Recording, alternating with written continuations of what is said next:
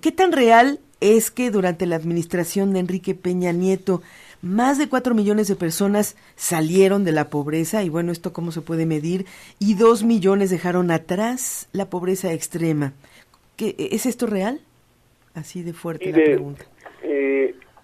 Son cifras es una presentación basada en las cifras que nos da el Coneval, pero lamentablemente se presta a muchos equívocos y difícilmente se puede, como ustedes bien dicen, hacer cifras alegres, se puede hacer triunfalismo con ellas, porque le faltó decir algunas que complementan muy bien el panorama. Realmente lo que dice el Coneval es que hay 4.5 millones de personas más que no son pobres ni vulnerables entre 2012 y 2016. Lo que le faltó decir es que hay 95 millones que sí lo son. Uh-huh. Bueno, pero o sea, que son 800,000 más claro. que en 2012. Es decir, es un dato que numérico, sobre todo presentado así sí. en número, que puede, o sea, de la pobreza como tal, la reducción entre 2000, como se mide en México, la reducción tampoco hay. Claro, hay 68,000 personas más en pobreza entre 2012 y 2016, según los datos de Coneval. Hay 1,376,000 más vulnerables por ingreso, hay 656,000 vulnerables con ingresos por carencias sociales y hay 1,445,000 más con ingreso inferior a la línea de bienestar. Eso quiere decir que son pobres por ingresos, pero quizá yo partiría, y esos datos no los dio, claro, porque son negativos para la administración, claro, eso no lo crecimiento, dieron. Lo cual entonces habla de una forma de presentar las cosas como si la política social estuviera dando muy buenos resultados, y supongo que por eso llevaron a la coordinadora de Prospera, que es el único programa que puede dar grandes números, pues no puede obviamente explicar estas cifras. Y lo que llama mucho la atención es que yo vi varias de las notas ayer, porque sí me llamó la atención, no sé ese número, la verdad es que nadie se había fijado. Estos datos son de Coneval de agosto del año pasado, de septiembre del año pasado, es decir, no son recientes, no es que los acaben de dar a conocer.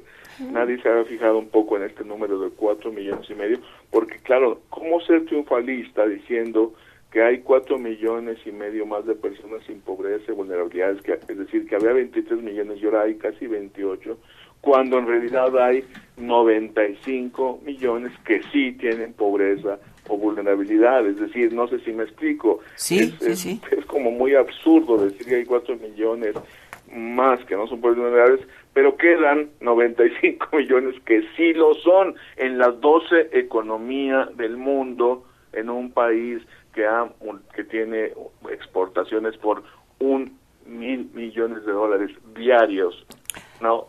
Bueno, sí. Entonces, esto es. Y lo están usando hasta en campañas, en la precampaña, lo está usando Meade, por ejemplo, diciendo estos datos, ¿no? De que la pobreza extrema ha bajado y todo eso. Pero bueno, sabemos principalmente, Rogelio, que el sur del país, se centra principalmente la pobreza y pobreza extrema, la población indígena en los últimos años pues ha mantenido los mismos niveles de pobreza. No vemos que haya habido una mejora. Al parecer todas las políticas para reducir este flagelo en ese sector de la población han fracasado. ¿Cuál es su opinión, Rogelio?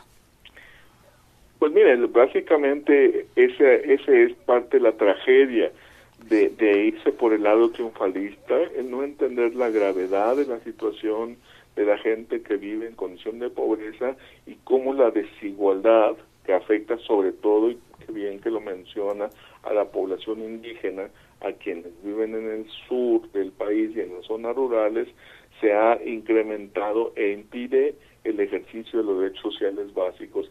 Ya que le gusta mucho al secretario hablar de estos, de los que no son ni pobres ni vulnerables, habría que decirle que solo el 5%, poco menos del 5, es como 4 o 7, 1 de cada 20 no son ni pobres ni vulnerables entre los indígenas. El 95, poco más del 95, 19 de cada 20 sí lo son.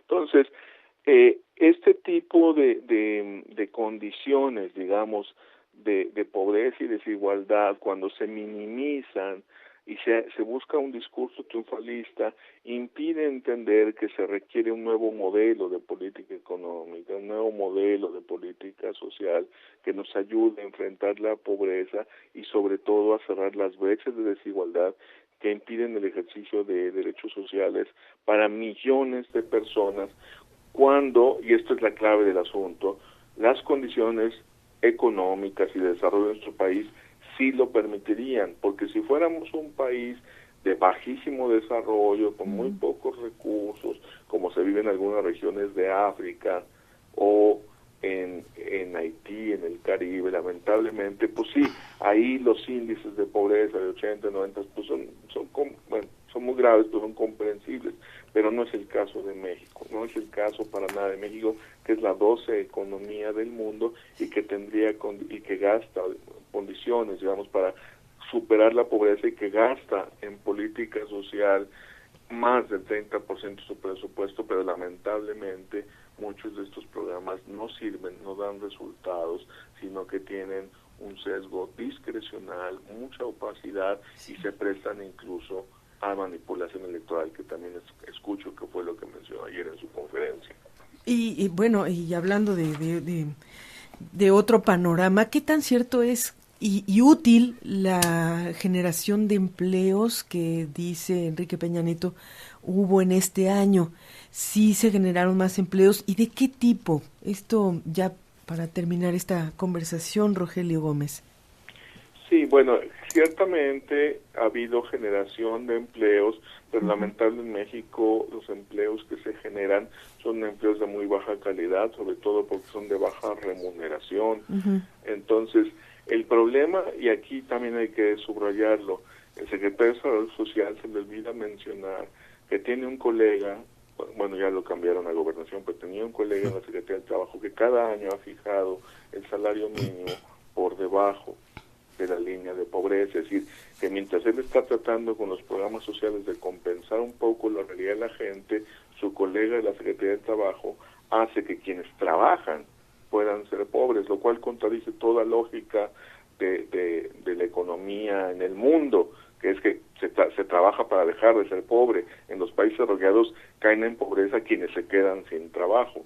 En México no es así. En México, dada la política de contención salarial que se usa, fijando el salario mínimo por debajo de la línea de pobreza, hay mucha gente que trabaja y de todos modos oficial y concretamente, o sea, específica y directamente, queda por debajo de la línea de pobreza. En este momento tiene 14 pesos de diferencia de salario mínimo, pero incluso ganando 2 o 2.5 salarios mínimos, si la familia tiene 3 personas, ya quedan justamente en condición de pobreza, y por eso no hay manera que la política social pueda revertir esta situación. Qué bueno que lo menciona, porque tampoco es solo que la sede sola haga la tarea. El nuevo modelo de desarrollo que se requiere medidas de política económica, y la primera justamente es evitar la contención salarial.